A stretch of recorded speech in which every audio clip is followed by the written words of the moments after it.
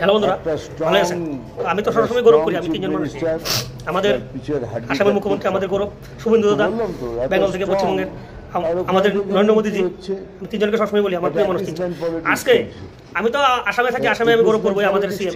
আপনারা আজকে আমি এরকম একটা ভিডিও দেখাবো আপনাদেরকে যে পশ্চিমবঙ্গ থেকে আমাদের মিঠুন চক্রবর্তী উনি আজকে আসামের মুখ্যমন্ত্রীর বিষয়ে কি বলেছে, আপনারা ভিডিওটা দেখেন।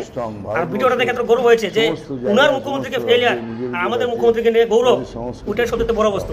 আপনারা দেখেন ভিডিওটা আজকে কেন বলতে বাধ্য হয়েছে, তার জন্য বলি শুভেন্দু দাদাকে 26 আপনারা মুখ্যমন্ত্রী বানান, আপনার অবস্থা আরো খারাপ হবে, আরো খারাপ হবে। দেখেন ভিডিওটা।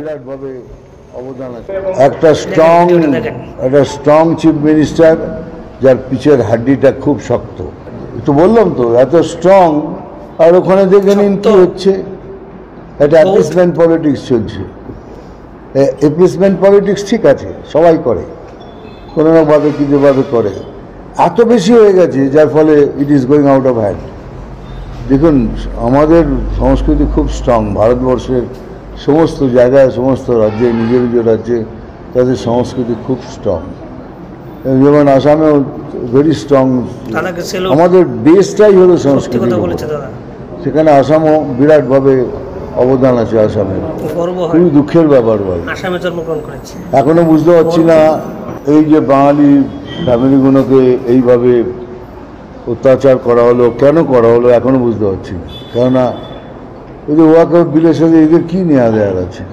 এখন তারা রাস্তায় মানে ত্রাণ শিবিরে খিচুড়ি খাচ্ছে, যেটা খুবই দুঃখের। কেননা ওদের হয়তো ছোটো কুটি ছিল, কিন্তু তাদের জন্য ওটা মহল ছিল। কিন্তু আজ তারা সেখান থেকে নিয়ে ত্রাণ কুটিরে সবাই খিচুড়ি খাচ্ছে। Very very sad situation.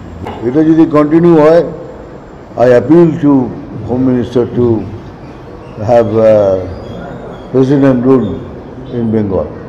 আর তা যদি নাও হয় তাহলে এইটুকু রিকোয়েস্ট রেখেছি যে ইলেকশনটা যেন মিলিটারি রুলের আন্ডারে হয়, তাহলে ফেয়ার ইলেকশন হবে। আর আমরা ফেয়ার ইলেকশন চাই, আমরা দাঙ্গা চাই না, মারামারি চাই না, কিচ্ছু চাই না। বাট আমাদের ভোট করতেই দেওয়া হয় না। যুবকদের কাছে কি মেসেজ থাকবে? যা দেখছেন তার থেকে শিক্ষা নিন। সমগ্র ভারতবর্ষে যা হচ্ছে তার থেকে শিক্ষা নিন। যুব সমাজ হয়েছে, যুব সমাজ হলো মেরুদণ্ড, দেশের মেরুদণ্ড হলো তারা। তারা যেন শক্ত থাকে, রিলের হাড্ডি যেন শক্ত থাকে। হ্যাঁ, সেটা বলুন। এটা করেন না, যেমন বলেন কে এর জন্য দায়ী বিএসএফ। উনি সবসময় বলেন এর জন্য দায়ী বিএসএফ। তা আমি বলছি, যদি বিএসএফ ধরুন ফেল করল, বিএসএফ হ্যাজ ফেল্ড, তো বিএসএফ এর পরের লাইনটা কি? পুলিশ। তো আপনার পুলিশ কি করছিল? আপনার পুলিশ তো দেখছে, তাহলে সেগুলো তো তেমন কি করছেন? আপনি দোষ দিচ্ছেন বিএসএফ কে, ধরে নিলাম কি বিএসএফ ফেল করে, কিন্তু আপনার পুলিশ তো রয়েছে, তো পুলিশ কেন অ্যাকশন নেয়? আমার ওটা ভুল হয়েছিল, কারণ সেই সময় তৃণমূল পার্টি অন্য পার্টি ছিল। সেই সময় মমতা ব্যানার্জি অন্য মমতা ব্যানার্জি ছিল, একটা ফাইটার, একটা লোকের ভালো করার একটা ইচ্ছা, গরিবদের পাশে গরিবদের ইচ্ছা, সেটা ছিল। আর আজকের মমতা ব্যানার্জি পাওয়ার হাঙ্গি হয়ে গেছে, যে কোনোভাবে পাওয়ার চাইবে। একটা স্ট্রং চিফ মিনিস্টার যার পিছের হাড্ডিটা খুব শক্ত। তো বললাম তো এত স্ট্রং, আর ওখানে দেখে নিন কি হচ্ছে। এটা অ্যাপিসমেন্ট পলিটিক্স চলছে।